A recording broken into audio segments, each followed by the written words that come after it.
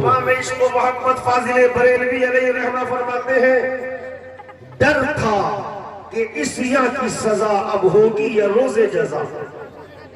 اور ڈر بھی کسے ہوتا ہے؟ ڈر ایمان والوں کو.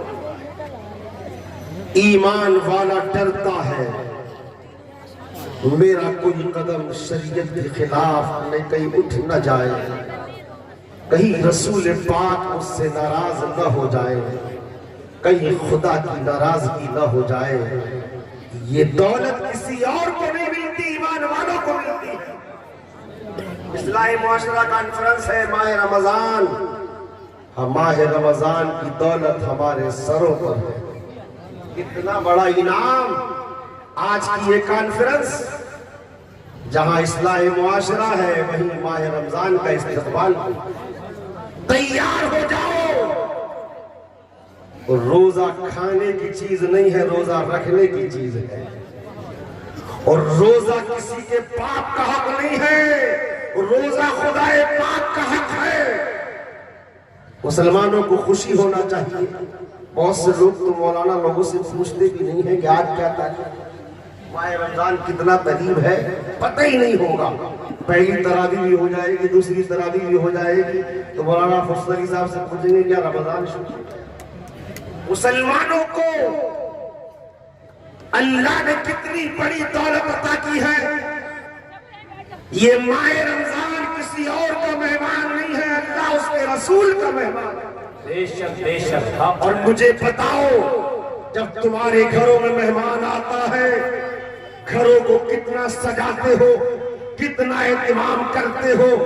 یہ دنیا دار آ رہا ہے, مہمان آ رہا ہے, لیکن جب خدا اور رسول پاک کا مہمان آئے تو اس کا کتنا احترام کریں, کتنی تیاری کریں.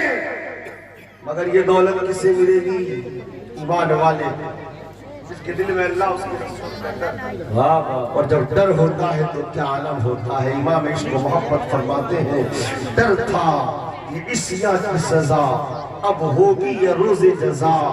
دی ان کی رحمت نے صدا یہ بھی نہیں وہ بھی نہیں.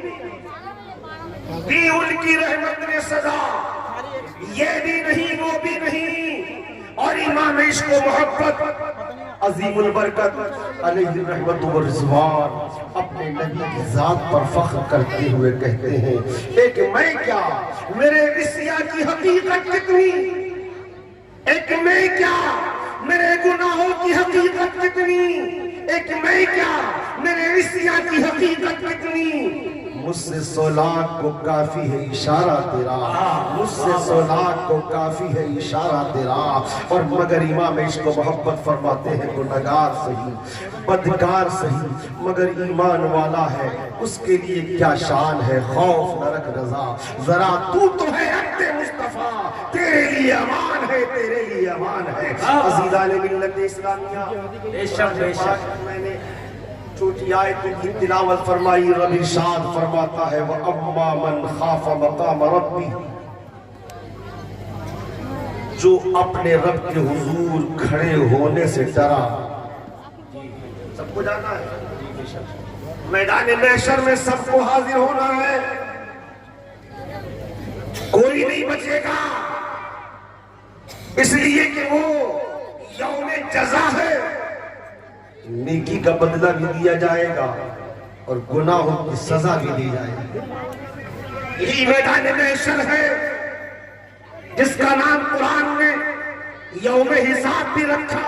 حساب تو اپنا کیا کیا دنیا میں, زندگی کہاں خرچ کی, جوانی کہاں خرچ کی, مال کہاں خرچ کیا, دولت کہاں خرچ کی, حساب دو.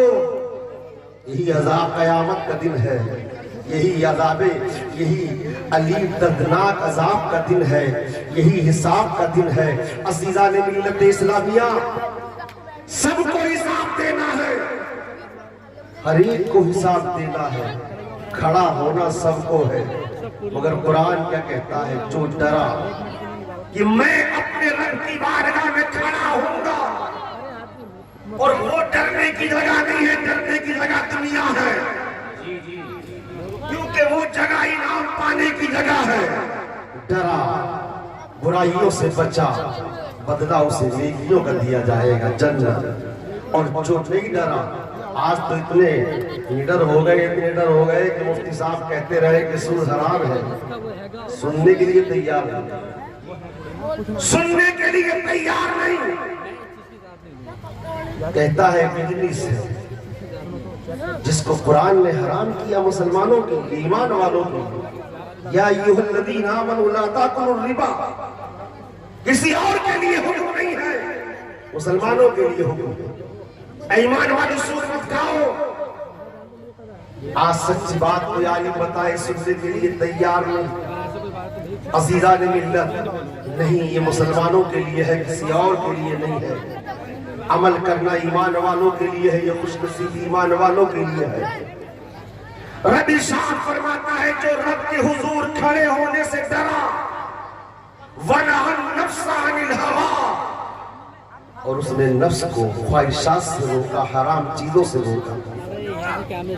اسی مولوی کا فرمان نہیں ہے، یہ خالق کائنات کا فرمان ہے. حق ہے، بے شک بے شک. برائیوں سے روکا، حرام چیزوں سے روکا، بدکاریوں سے روکا. رب ارشاد فرماتا ہے فَإِنَّ الْجَنَّةَ هِيَ الْمَأْوَىٰ، تو جنت ہی اس کے لیے ٹھکانہ. واہ واہ واہ واہ، زندہ باد زندہ باد، بہت خوب حضرت، ماشاءاللہ.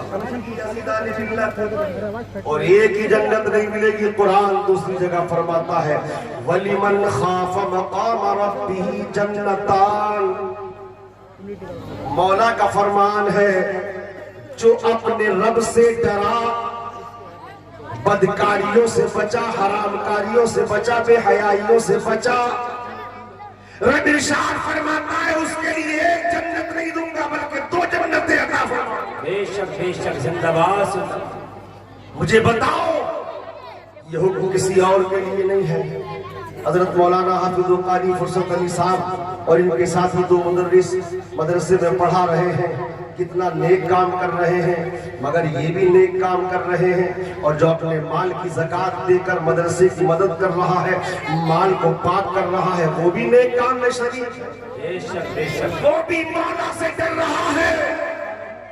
زکوٰۃ کھاؤں گا نہیں، اس لیے کہ زکوٰۃ میرا حق نہیں ہے، امت کے غریبوں کا حق ہے. حق ہے، بے شک. زکوٰۃ اولاد کو کھلاؤں گا نہیں، زکوٰۃ کا لقمہ بیوی کو نہیں کھلاؤں گا، اس لیے کہ زکوٰۃ میری بیوی کا حق نہیں ہے، میرے بچوں کا حق نہیں ہے، میرے ماں باپ کا حق نہیں ہے، امت کے غریبوں کا حق. واہ واہ واہ، بہت خوب حضرت مفتی صاحب، ماشاءاللہ ماشاءاللہ. ملت سرور کائنات نور مجسم رحمت عالم علیہ السلام سیدنا حضرت بلال حبشی رضی اللہ عنہ سے فرمایا، اور کرے اللہ کے رسول نے فرمایا اے بلال، مدینے کے گلیوں میں، مدینے کے کوچوں میں اعلان کر دو کہ سب لوگ مدینے کی مسجد نبوی میں جمع ہو جائیں. حضرت بلال سے فرمایا اے بلال، مدینے کی گلی کوچوں میں اعلان کر دو، مسجد نبوی میں جمع ہو جائیں اور ہماری آخری وصیت سننے کے لیے تیار ہو.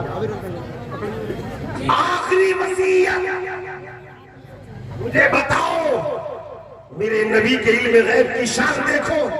پیغمبر کو معلوم ہوا کہ میں اب دنیا کا سفر مکمل کر چکا ہوں، آخرت کا سفر شروع کروں گا. پیغمبر کے علم غیب کی شان کیا ہے، رسول پاک کے علم غیب کی شان کیا ہے، ہمارا علم کیا ہے. نوجوان گھر سے نکلتا ہے، اپنی بڑی ترنگ میں نکلتا ہے، گاڑی کے ساتھ نکلتا ہے. میں بھی تو جوان ہوں، ابھی تو مجھے موت نہیں آئے گی، ابھی موت مجھے پکڑے گی نہیں. راستے میں چل رہا ہے، تیزی کے ساتھ سفر کر رہا ہے. عزیزان ملت اسلامیہ، اس کا خواب یہ ہے صبح کو یہ کام کروں گا، دوپہر میں یہ کام کروں گا، شام میں یہ کرنا ہے، رات کو یہ کرنا ہے، دن میں یہ کرنا ہے. اسے موت کی خبر نہیں. نبی کو اپنی طرح بتانے والے غور کریں، جوان کو موت آنے والی ہے. جوان ایک حادثے کا شکار ہونے والا ہے مگر اس کو خبر نہیں. مگر پیارے پیغمبر رسول پاک علیہ السلام نے جب جان لیا میرے آنے کا مقصد دنیا میں پورا ہو گیا، جو نبوت کا مقصد تھا عزیزان ملت، جو نبوت کی ذمہ داری تھی وہ میں نے پوری انجام دے دی۔ الیوم اکملت لکم دینکم، دین مکمل ہو گیا۔ پیغمبر اب دنیا سے رخصت ہو رہے ہیں تو پیغمبر نے حضرت بلال سے فرمایا، اے بلال مدینے کی گلیوں میں اعلان کر دو، مدینے کے گلی کوچوں میں بتا دو، آخری خطبہ سننے کے لیے، آخری وصیت سننے کے لیے تیار ہو جائیں۔ بلال کا اعلان تھا کہ بلال رسول اللہ کے کیسے غلام ہیں، بدر اچھا ہے فلک پر، نہیں لال اچھا ہے، چشم بینا ہو تو دونوں سے بلال اچھا۔ بلال کا چہرہ کالا ضرور تھا، حبشے کے رہنے والے تھے، مگر سینہ نور ایمان سے منور تھا۔ عزیزان ملت شان کو دیکھو، میرے رسول پاک کا فرمان حضرت بلال سنانے کے لیے مدینے کی گلیوں میں نکل پڑے ہیں۔ اب مدینے کی گلیوں میں اعلان ہو رہا ہے۔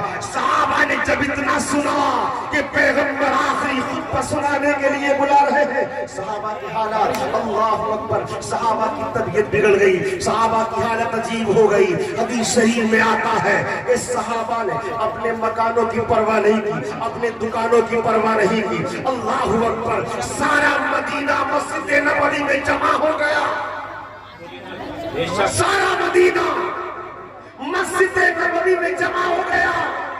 پیغمبر نے فرمایا ہے آخری پیغام ہے، آخری خطبہ ہے، آخری وصیت ہے۔ سارے صحابہ عزیزان ملت ذرا غور کریں، میرے آقا منبر پر آئے، خطبہ پڑھا، حالات کے مطابق عزیزان ملت اسلامیہ خطبہ دیا۔ مگر آؤ دیکھو مسلمانوں، یہ پیغمبر کی کیا شان ہے۔ آج ہمیں کتنی پرواہ رہتی ہے، ہمارے اوپر رب کا حق کیا ہے، ہمارے اوپر بندوں کا حق کیا ہے، ہمارے اوپر عزیزوں کا حق کیا ہے، کتنی ہمیں پرواہ رہتی ہے۔ میرے آقا رسول پاک علیہ السلام جن کا احسان ساری امت پر، کتنا بڑا احسان، مگر مصطفیٰ کو اپنی امت سے کتنا پیار ہے۔ عزیزان ملت حضرت قصص بن عباس کہتے ہیں مصطفیٰ کو تو اپنی امت سے اتنا پیار، جب پیغمبر کو ہم نے قبر انور میں لٹایا ہے اور مصطفیٰ کا آخری دیدار کیا ہے تو پیغمبر کے لمحۂ مبارک جھمٹی دے رہے ہیں۔ زندہ باد زندہ باد۔ لمحۂ مبارک، تم کہتے ہو نبی مردہ ہے، نبی کے صحابہ کہتے ہیں ہم نے روز انور میں لٹا دیا تھا، مگر مصطفیٰ کے لمحۂ مبارک جھمٹی دے رہے تھے، مصطفیٰ کے لمحۂ مبارک اللہ اکبر ہل رہے تھے۔ حضرت قصص بن عباس، حضرت عباس کے شہزادے کہتے ہیں میں اپنے کان کو مصطفیٰ کی زبان مبارک کے قریب لے گیا تھا تو مصطفیٰ کو اپنی امت سے کتنا پیار۔ مصطفیٰ اس وقت کچھ نہیں فرما رہے تھے، قبر انور میں لیٹ کر ربی حبلی امتی، ربی حبلی امتی فرما رہے تھے۔ نعرہ تکبیر، نعرہ رسالہ، مذہب اسلام، مسلک اعلیٰ حضرت، عظمت سرکار مدینہ۔ سرکار نے خطبہ کیا دیا؟ آج ہمیں کتنی فکر ہے، بھائی بھائی کا حق مان لے، زمین چھین لے، جائیداد چھین لے، دکان چھین لے، پھر بھی سینہ تان کر نکلتا ہے، کوئی پرواہ نہیں رکھتا۔ عزیزان ملت مصطفیٰ نے ارشاد فرمایا تھا، اے میرے صحابہ، میں اس دنیا کا سفر مکمل کر چکا ہوں، اب آخرت کا سفر کا آغاز کر رہا ہوں۔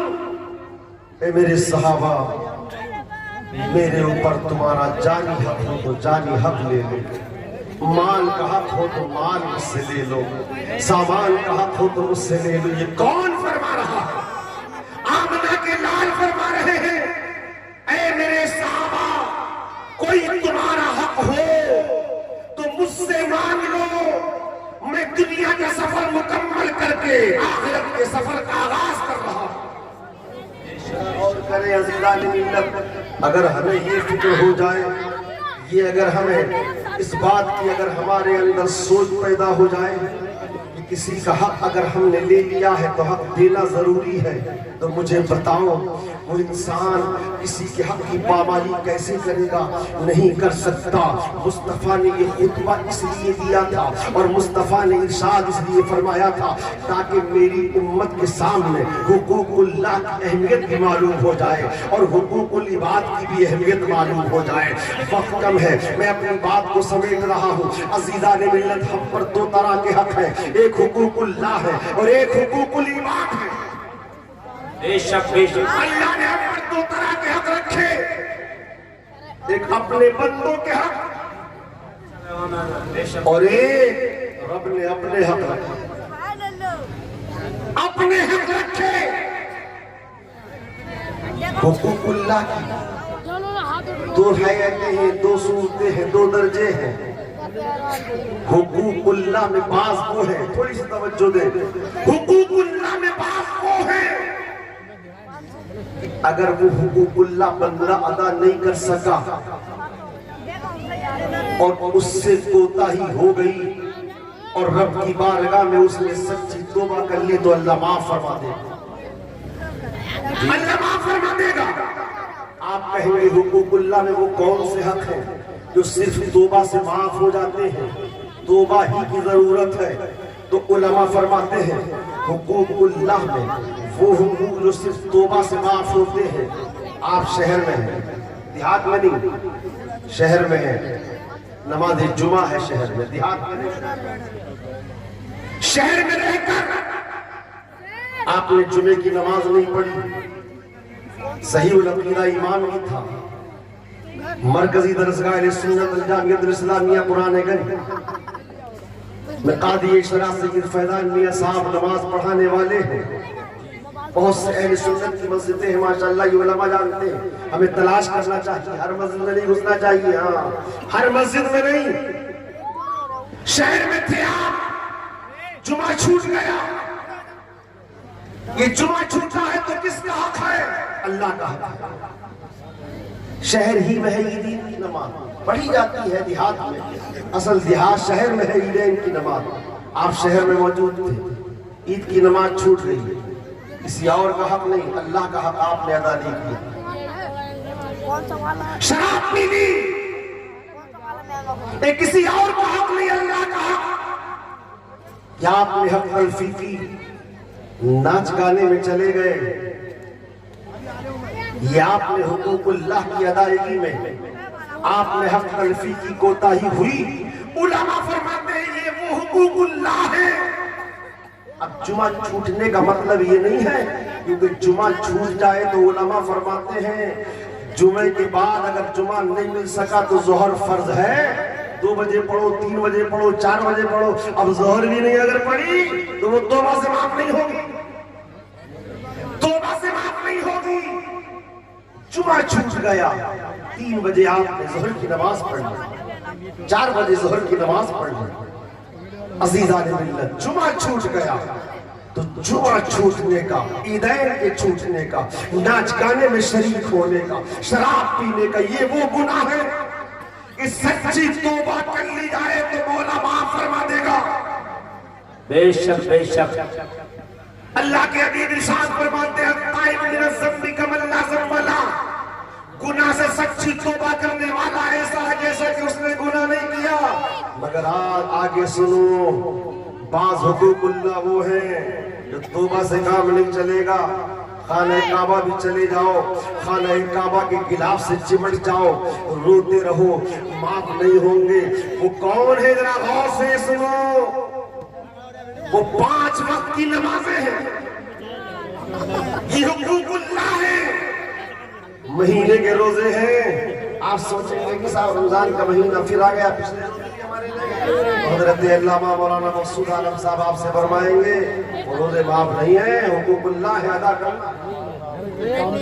کرنا ہے، 5 وقت کی نمازیں